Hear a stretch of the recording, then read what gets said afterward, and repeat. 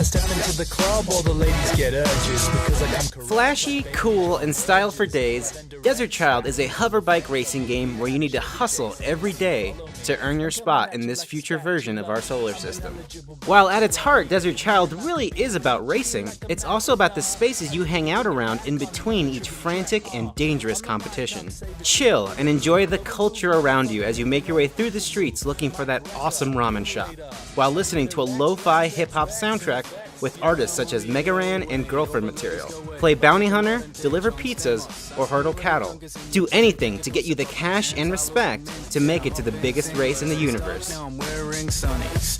I got a full tank of gas and a lap full of lyrics. Probably the best rap I've ever done. If you don't believe that, then man, you're just a cynic. You think I'm playing same old Corey Hamo. A book she'd found hidden away deep inside my shop, and I opened it to find drawings tucked inside, and they were familiar. I felt memories begin to stir inside me when an old photograph fell out from between the pages. It had been torn in two, and it showed a young girl in ragged old-fashioned clothes. A 2D puzzle platformer in a throwback cartoon style, My Memory of Us attempts to tell a touching story of childhood friendship and struggle against the backdrop of a reworked Nazi-occupied Poland.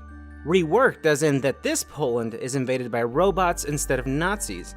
My Memory of Us's use of symbolism to fit more in line with the motif of a children's story could feel wrong and insensitive if handled poorly, and there are moments that seem questionable. But the use of this setting still works in making an adventure that has heart and warmth, but it is also deeply tragic. With the story primarily narrated by Patrick Stewart, you control a young boy and girl who are separated in the chaos. Making your way through clever puzzles, you hope to reunite the two friends and hope they may survive this horrific hardship.